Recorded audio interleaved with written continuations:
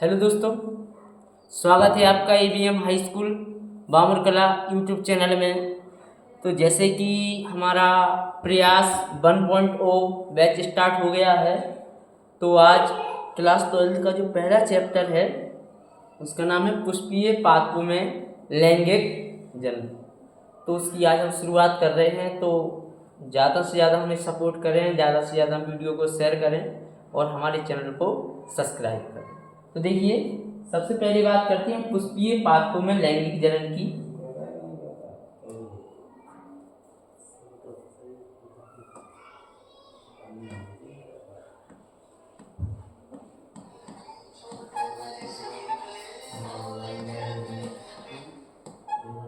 पुष्पीय पादपों में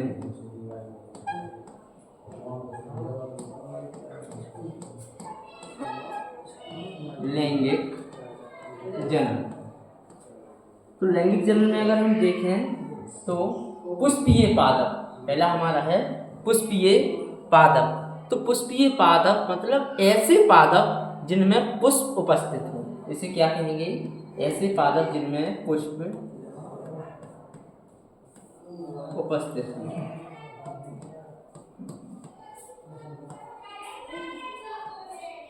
पुष्प उपस्थित हो।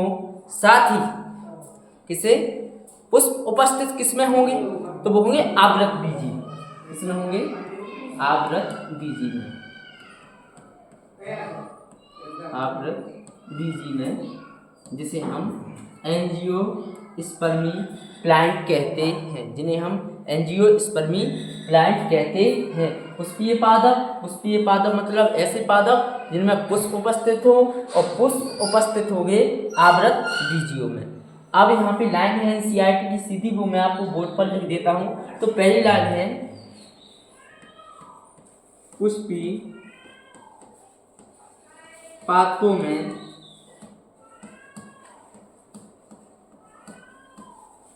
में लैंगिक जनन की क्षमता होती है।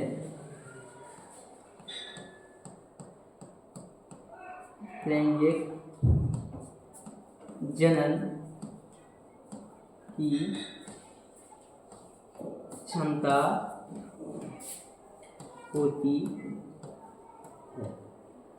पुष्पीय पादपों में लैंगिक जनन की क्षमता होती है। अगला पॉइंट है हमारा कि पुष्पीय पादपों में कायिक प्रवर्धन, जो कायिक प्रवर्धन है, कायिक प्रवर्धन भी करते हैं।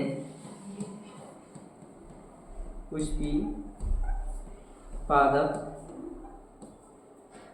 कायिक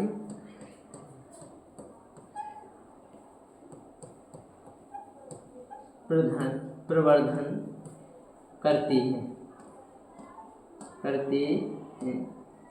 तो कायिक प्रवर्धन क्या होता है इसके बारे में जानते हैं। जैसे आपने देखा होगा बहुत सारे पौधे ऐसे हैं जिनकी हम तने को काट कर लगा देते हैं। जब तने को काट कर लगाते हैं तो उसमें एक पौधा बन जाता है। तने को काट कर लगाने पर एक पौधा बन जाता है, जिसे हम कायिक प्रवर्धन कहते हैं। जैसे गुलाब के पेड़ देखे होंगे आपने, उसके तने को काट कर लगाते हैं तब उसमें एक नया पौधा हमें देखने के लिए मिलता है। और पुष्पन के लिए जो एक हार्मोन है उसको याद रखना है आपको। पुष्पन के लिए जो हार्मोन उसका नाम है फ्लोरिजन। यहाँ पे लिख देता हूँ। उस हार्मोन का नाम क्या है? HR मतलब हार्मोन, फ्लोरिजन।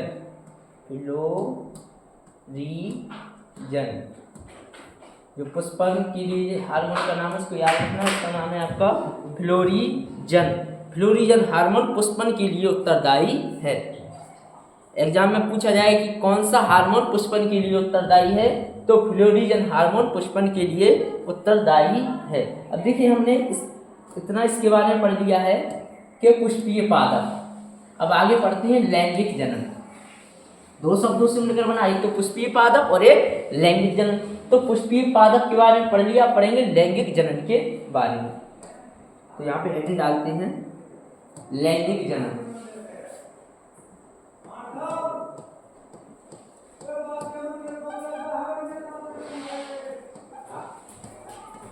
लैंगिक जनन। तो लैंगिक जनन में सबसे पहले क्या होगा? तो लैंगिक जन्म में सबसे पहले होगा युग्मक का निर्माण। सबसे पहले क्या होगा, युग्मक बनेगा ना, युग्मक निर्माण।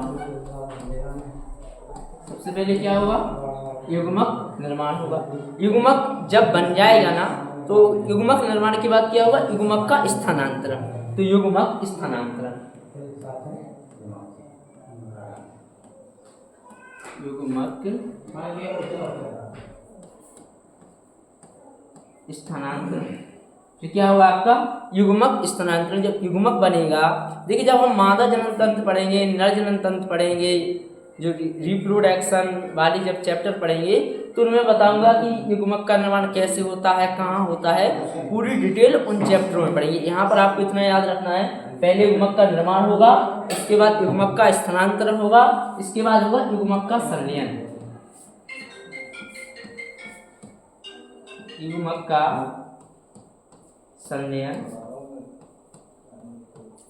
और युग्मक के संलयन को हम क्या कहते हैं, कई बार ऑब्जेक्ट टाइप क्वेश्चन में पूछ लिया जाता है कि युग्मक के संलयन को हम कहते हैं निषेचन।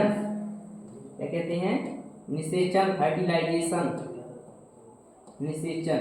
युग्मक के संलयन को क्या कहते हैं हम, निषेचन, याद रखना। युग्मक का संलयन होगा, संलयन के बाद क्या बनेगा, जाइगोट। जाइगोट, जाइगोट के बाद बनेगा एम्ब्रियो, एम्ब्रियो, एम्ब्रियो बनेगा हमारा। और एम्ब्रियो के बाद हमारा क्या बन जाएगा, फल या बीज। फल या बीज जो हमारा जो बनता है वो बन जाएगा। ये आपको याद रखना है, क्रम याद रखना है। सबसे पहले युग्मक का निर्माण होगा, फिर युग्मक का स्थानांतरण होगा, फिर युग्मक का संलयन होगा, उसके बाद आपका जाइगोट बनेगा, जाइगोट के बाद आपका एम्ब्रियो यानी भ्रूण, और भ्रूण के बाद हमारा फल या बीज बन जाएगा। अब यहाँ पे हमें इसके बारे में हमने जो सीखना था वो सीख लिया है। अब इसी क्रम में हम आगे बढ़ते हैं, पुष्प के बारे में सीखते हैं। पुष्प,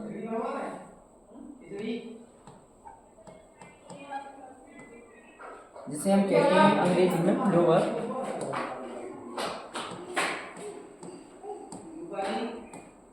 फ्लावर, फ्लावर एक रूपांतरित प्रारूप है। क्या है, रूपांतरित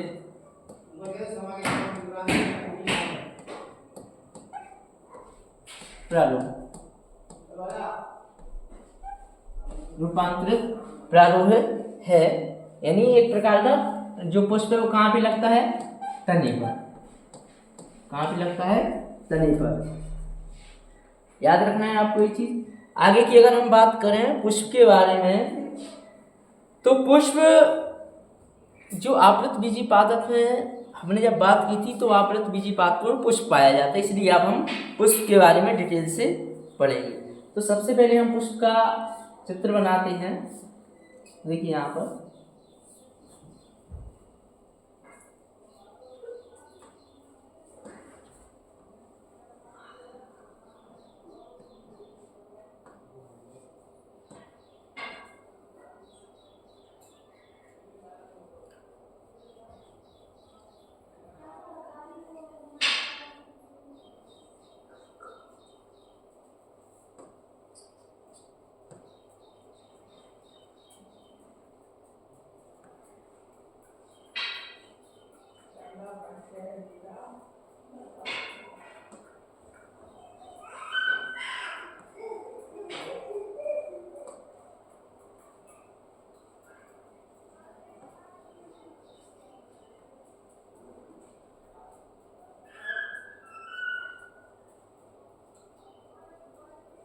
यहाँ पर हमने पुष्प का डायग्राम बना लिया है।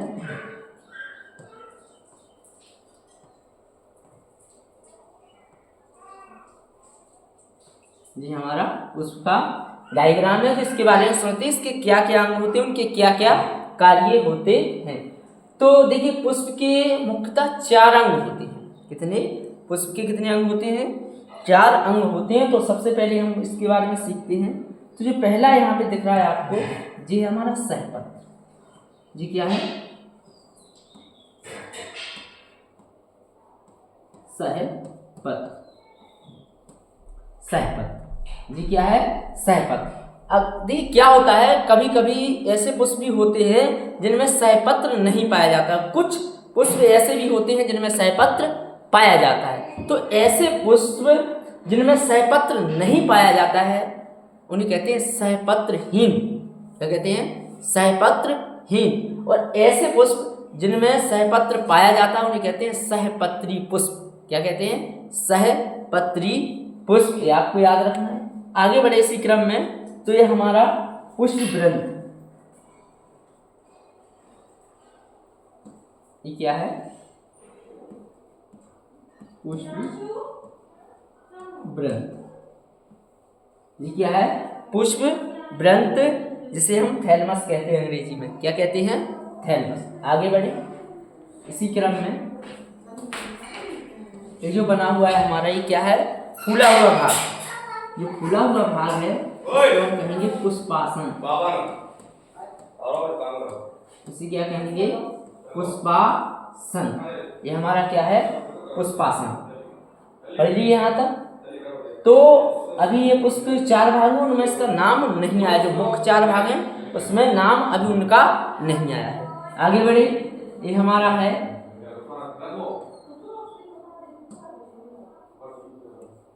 बाह्य दल पुंज। ये क्या है, बाह्य दल पुंज। इसी क्रम में आगे बढ़े, ये क्या है हमारा, दल पुंज। ये क्या है, दल पुंज। ये हमारा दल पुंज। और इसी क्रम में आगे बढ़े हम, ये क्या है हमारा,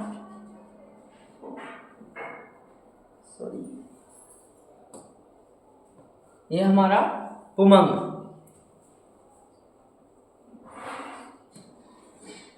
पुमंग। और हमारा लास्ट वाला भाग, ये हमारा जायांग। ये क्या है हमारा, जायांग। ये पुष्प के आपके सभी भाग हो गए। जो मुख्य 4 भाग हैं वो क्या है, वायदल, दल, पुमंग और जायांग। तो अगली क्लास जो रहेगी, इसके आगे की अगली क्लास रहेगी जिसमें मैं आपको सभी चीज़ों की डिटेल में बताऊंगा कि हमारा जायांग, पुमंग, वायदल या दल। तो नेक्स्ट क्लास में जुड़ना ना भूलिएगा। नमस्कार।